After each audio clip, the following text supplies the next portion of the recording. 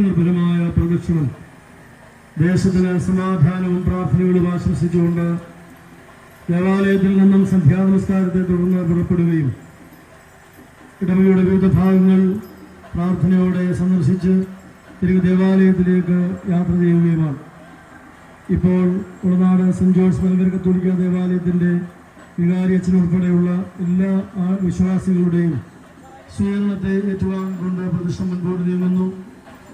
പ്രതിഷ്ഠ അല്പം കൂടി മുൻപോട്ട് നീങ്ങി നിൽക്കുകയും വൈദിക ശ്രേഷ്ഠനെത്തുന്ന മുറയ്ക്ക് കുരിശടിയിൽ ധൂപാർപ്പണം നടത്തി പ്രതിഷ്ഠ പിന്നീട് മുന്നോട്ട് നീങ്ങാവുന്നതുമാണ്.